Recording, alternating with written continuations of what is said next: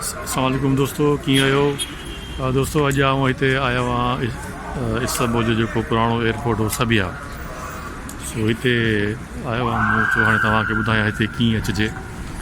सो हिकिड़ो त तक़सीम मां उतां बसूं अचनि थियूं जेको तक़रीबन वञो त 35 लीरा वठनि थियूं, सिधो हिते तव्हांखे मथे लाहींदियूं ऐं उहे साॻियूं वरी बसूं वरी तव्हांखे 35 लीरा वठी करे वरी तव्हांखे वापसि तक़सीम छॾींदियूं।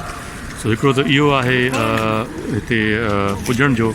वरी त वापसि जो जेको रूट आहे उहो असां वरी ॿियो वठूं था पिया, जेको उहो मेट्रो बस आहे उहो वरी चवंदा सोली आहे।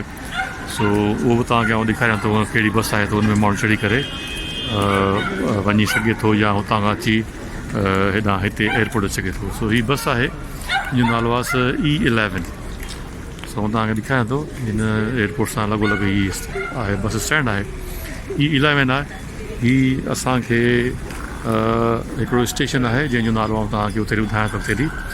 उते असांखे हीअ लाहींदी बस, उते लहंदासीं ऐं उतां खां थोरो वॉक करे वरी असां मेट्रो बस में चढ़ी करे ऐं पंहिंजे घर रवानो थी वेंदासीं।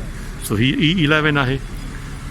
E11 असांखे एयरपोर्ट तां खणे थी पई सबिया मां, ऐं वरी साॻी ही E11 बि उतां खां शहर मां हिते ईंदी पई हिते अचण जे लाइ बि वञण जे लाइ। मुंहिंजे ख़्याल में इहो हिकिड़ो सुठो रूट आहे। सो मुंहिंजो तव्हांखे ॿुधायां वरी तव्हां सां गॾु रहूं था, अॻिते हली तव्हांखे ॿुधायां थो हिन इलाइक़े जे बारे में त किथे हिते असांखे लाहे थी। सो हीअ सबिया एयरपोर्ट मां हीअ आहे E11 जेको असांखे हिकिड़ी मेट्रो बस स्टेशन आहे उते लाहींदी। सो हाणे असां चढ़ूं था हिन में। सो साईं हीअ अंदरां बसूं आहिनि E11। सो हाणे वञूं था हिकिड़ो इलाइक़ो आहे जिते असांखे मेट्रो बस मिलंदी, वधीक तव्हांखे अॻिते जो हाल हलियूं था। सो हुन बस स्टेशन जो नालो आहे उजुncayır चवनि था, ऐं तक़रीबन को 33 मिंट में असां हितां एयरपोर्ट खां उते पुॼी वेंदासीं मेट्रो बस ते uzuncayır। सो असां हाणे सबिया एयरपोर्ट मां निकिरी आया आहियूं, वञूं था हिकिड़ो मेट्रो बस स्टेशन आहे उते वेंदासीं, उतां वरी चढ़ंदासीं मेट्रो बस में। सो तव्हांखे वरी अकेले ॾेखारियां थो।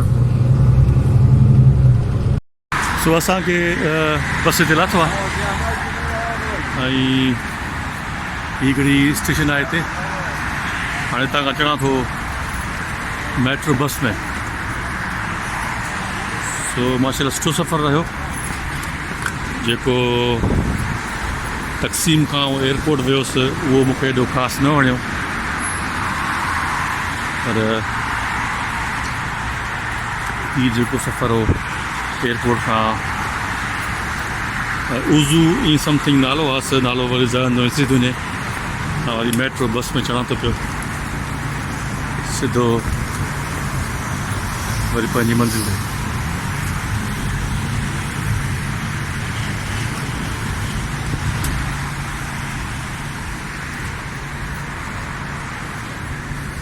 तो ये एशिया साइड में आहे सबिया जेको एयरपोर्ट आहे वो एशिया साइड में आहे। सो एशिया साइड में ॾाढो सुठो इलाइक़ो हो, तमामु ज़बरदस्त बिल्डिंगूं हुयूं हिते एशिया साइड में। सो हाणे बस मां हिते लही करे पाण वञा थो मेट्रो बस में। थोरो तव्हांखे अॻिते ॾेखारियां थो।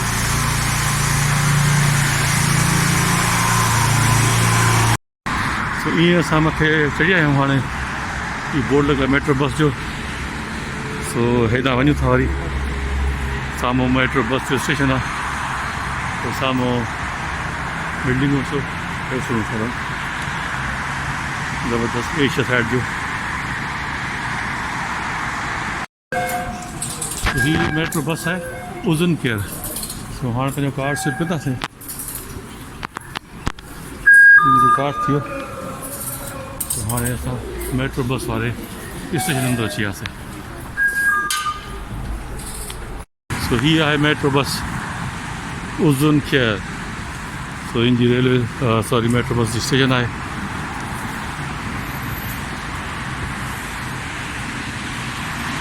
सो अॼु जी वीडियो इहा असांजे ताईं। पंहिंजी दुआ में यादि कजो शाह हसन इस्लाम तुर्की मां। अस्सलाम वालेकुम।